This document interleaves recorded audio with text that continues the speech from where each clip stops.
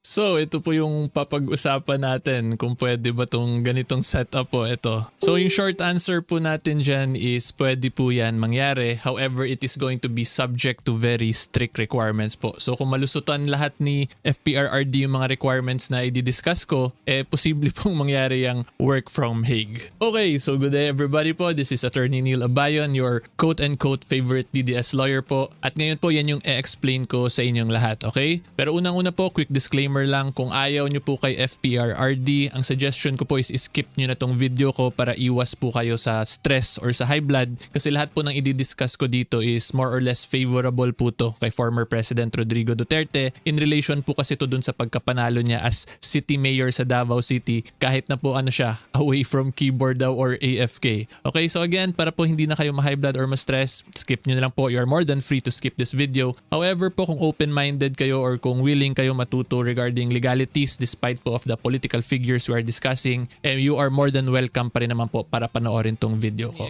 Okay, talaga yung main issue po natin is whether or not pwede ba si Fprrd mag quote-unquote work from Hague is unang-una po sagutin ko muna yung preliminary question natin which is whether or not legitimate candidate po ba talaga si Fprrd kasi alam naman po natin he is currently in detention. So yung main question po dyan is kung naka-apekto ba yung detention niya sa candidacy niya. Okay? At para po masagot natin yan, explain ko muna sa inyo yung different petitions for disqualification po under our election laws. So unang-una po dyan, ang tatandaan natin is itong section 68 disqualifications. This is under the Omnibus Election Code po, okay?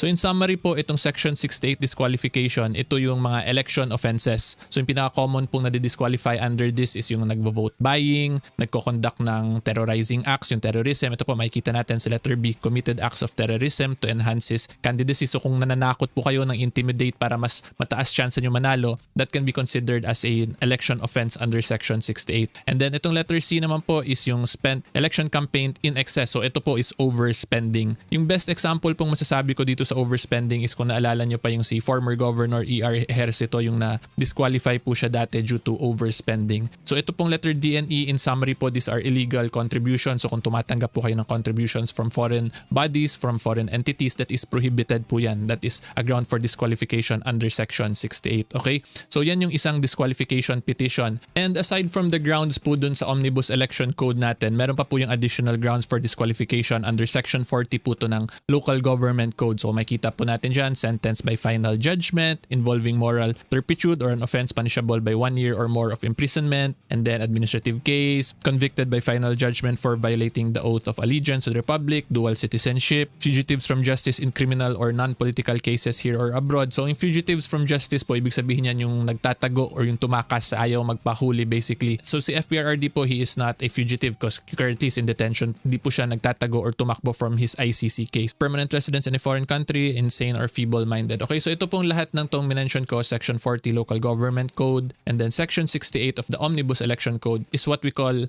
a petition for disqualification due to election offenses po. Okay? Yan po yung unang way para ma-disqualify ang isang kandidato. Ngayon, ang next naman pong pwede i-file dyan na petition para matanggal po ang isang kandidato is what we call a section 78 petition, still of the Omnibus Election Code po to.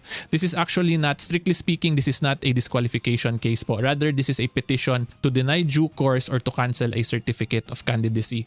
So, ibig sabihin po niyan, ang layunin nitong petition nito is ipawalang bisa po yung certificate of candidacy due to what we call a false material misrepresentation po dun sa information na nilagay ng isang kandidato sa COC niya. Okay? So, ngayon, ang next question natin, what is a false material misrepresentation po ba sa candidacy? So, these are matters po or yung qualifications dun sa position na tinatakbuhan mo. Ang easiest way po na mabigay kong example nito is let's say city mayor po yung tinatakbuhan nyo, tapos yung tinatakbuhan nyo pong lugar is Davao City as city mayor. Pero yun pala in reality yung actual residence mo is dun pala sa Ilocos Norte. Ganyan po, that can be considered as a false material misrepresentation kung saan pwede po ma-deny due course or ma-cancel yung certificate of candidacy mo. So yan po yung two different ways para po ma-disqualify at matanggal yung isang kandidato from the election, from the electoral process. So ngayon, ang next question po natin, ano naman ang difference ito? Bakit ko ba ito sila din-differentiate? Diba? Kasi these are actually very technical legal matters already. And the reason po kung bakit ko to siya in-explain isa-isa at i-differentiate po talaga is because pag ma-disqualify po kasi under a section 68 petition, ang mangyayari po is hindi yung number 2 yung uupo. Okay? Again, ulitin ko. Pag ma-disqualify po ang isang kandidato under under a Section 68 petition,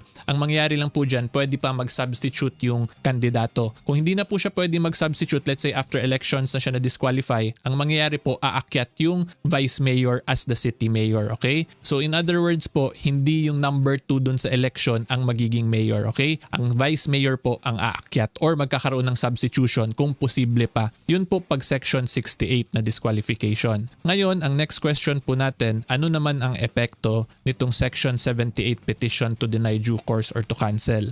So pag ito po ang mag-grant naman, ang Section 78 petition, ang mangyayari po dito ngayon, yung number 2 dun sa election ang magiging city mayor. Okay? Kasi ang epekto po nito, mapapawalang bisa yung certificate of candidacy. Therefore, ang effect, parang wala talagang kandidato na binoto yung mga tao kahit na po nasama siya dun sa printing of ballots. Okay? Yan po yung difference ng Section 78 and 68. So again, in summary, ulitin ko lang po, sa 68, ang mangyayari po dyan is either aakyat yung vice mayor as city mayor or magkakaroon ng substitution kung possible pa. Sa 78 naman, walang ganun. Wala pong aakyat or substitution. Ang mangyayari ngayon, yung number 2 dun sa election ang uupo as city mayor. So ang next question natin, saan ba dito papasok si Fprrd? Section 78 ba or Section 68? Pero bago po tayo tumuloy sa discussion, this is going to be my quick reminder portion of the video po, okay? So kung nasa YouTube po kayo, is huwag nyo po sana kalimutan mag-subscribe, at kung nasa Facebook or TikTok naman po kayo, huwag nyo kalimutan mag-follow, kasi kung tingnan nyo po dito, 83% po yung not subscribed sa akin for some reason. So kung nag-e-enjoy naman po kayo dito sa videos ko, or kahit hindi po kayo nag-e-enjoy pero at least na iintindihan nyo naman, sana po makakonsider nyo po mag-subscribe kung nasa YouTube at mag-follow naman po kung nasa Facebook or TikTok. So yun lang naman po yung request ko, at sana naman po ay mapagbigyan ninyo yung munting request po ng quote-unquote favorite DDS lawyer po ninyo, okay? And isa pa po pala, i-remind ko na lang din kayo kasi meron pong mga nag-member sa YouTube ko at sa nag-subscribe naman sa Facebook. So tandaan po ninyo, sa Facebook may bayad po yung subscription, at yung membership naman sa YouTube may bayad din po yun. So baka po na misclick kayo, make sure po i-reviewin ninyo at i-cancel na lang ninyo yung membership ninyo sa YouTube kung na hindi nyo naman sinasadya mag-member, okay? Pero kung sinadya po ninyo magpa-member, then I highly appreciate you po and maraming salamat po sa pag-member ninyo. Pero kung nagkamali po kayo, wala pong problema dyan. You are more than welcome po to cancel your membership, okay? So ngayon, tuloy na po tayo sa discussion natin. At ang sagot po dyan, hindi po siya papasok either dito sa dalawa kasi wala naman pong case na final against him, di ba? As far as I know po, based from my research, there is no Section 68 or Section 78 petition filed against Fprrd.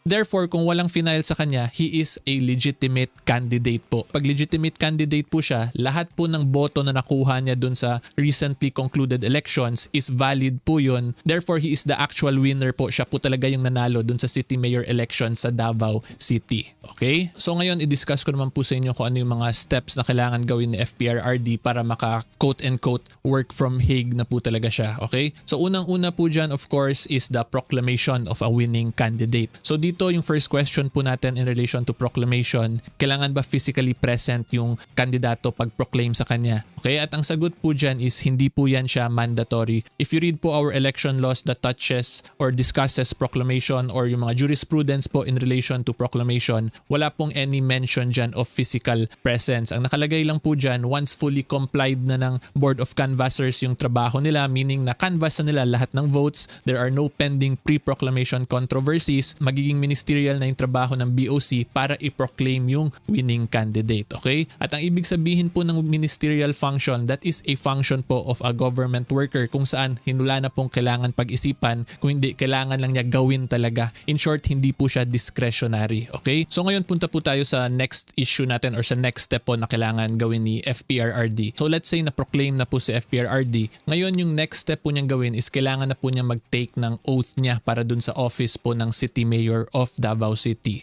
So ang question dyan, saan po or paano po magte-take oath si Fprrd considering nga po he is in detention sa ICC, okay? So kung ako po tatanungin, ang easiest way po dyan or ang safest way po para maging valid talaga yung pag-oath ni Fprrd is dapat mag-take po siya ng oath niya before a consular officer po natin dun sa Netherlands or sa The Hague, okay? Kasi ang requirement po kasi para maging valid ang oath, dapat po competent officer yung nag-administer ng oath, meaning qualified yung officer na yon ngayon na magbigay talaga or mag-administer ng oath para ma-consider siya as valid dito sa bansa natin. So kung titingnan po kasi natin kung pwede ba dun sa judges ng ICC, pwede ba si Fprrd mag-oath before the ICC judges, posible po kasing magkaroon ng questions of authentication, genuineness. Therefore, to avoid any issues na lang po and to be safe na lang sa side ni Fprrd, kung ako po tatanungin, yung best option po niya is before the consular officers na lang po siya mag-take ng oath. After po niya mag-oath doon is pwede na po yan ipadala dito sa atin para po ma-recognize dito sa bansa po natin. So after po ma-proclaim at mag-take oath na po ang isang winning city mayor, ang third step po dyan para po talaga maging functioning city mayor na siya is dapat po i-assume na niya yung office niya of the city mayor. Okay? At ang ibig sabihin po ng assume an office is performing the functions po and the obligations of a city mayor. Ang problem lang po dito kay Fprrd, dito po kasi sa functions ito, kailangan na ng physical presence niya. Diba? Let's say, paano po siya magsasign ng mga documents kung nandun siya sa abroad. So dito po sa third requirement, posibleng magka-problema si Fprrd. Okay? However po, despite the lack of a physical presence, pwede pa rin po siya maging makonsider as quote-unquote working from Hague. Kasi kung ganun po yung situation ni Fprrd, ang tawag po dyan ngayon is a temporary vacancy pa lang naman po yan. Okay? Tapos pag temporary vacancy pa lang, ibig sabihin yan ngayon, yung vice mayor will be considered as the acting mayor. Okay? At since yung vice mayor naman po ni Fprrd is si Vice Mayor Sebastian Duterte, yung anak po niya, pwede po siya in a sense makonsider as working from Hague pa rin kasi pwede naman ipaabot ni Fprrd yung instructions niya via sa mga relatives po niya na currently nagvi-visit sa kanya doon kung ano po yung gusto niyang ipagawa doon sa acting mayor kay acting mayor Sebastian Duterte. Okay? So yan po yung in a sense po pwede natin makonsider as yun nga quote-unquote working from Hague. Okay? However, take note po, strictly speaking, medyo mahirap po mag-work from Hague talaga yung actual mayor who has assumed his office kasi kailangan nga po yun ng physical presence. Therefore, dapat nandun talaga siya physically sa city office. Pero since yun nga po, if a city mayor is only temporarily incapacitated, he is still considered as the actual mayor po. Just that he is yun nga, temporarily incapacitated. Therefore, since temporarily incapacity lang naman yun, pwede pa rin siya magbigay ng instructions sa acting mayor. At doon na ngayon papasok yung quote-unquote working from Hague. Okay? So in that sense po, pwede mag-work from Hague si Fprrd. Okay, so kung gusto niyo po ng ibang videos na related sa recently concluded 2025 elections po natin, meron po akong video dyan yung posibleng epekto po ng mga resulta sa senatorial election sa impeachment ni Vice President Sara Duterte. Okay? At ilalagay ko na lang po yan dito sa gilid ng mukha ko para yung mga interested is pwede nyo panoorin. And by the way, yan po pala yung most viewed video ko so far. As of the time of this recording, nasa 800,000 plus na po yan. So I'm very excited. Hopefully mag 1 million. That will be my first 1 million video if ever po. Okay? So anyway, hopefully klaro po yung discussion natin today. If you like legal educational videos, follow lang po kayo sa akin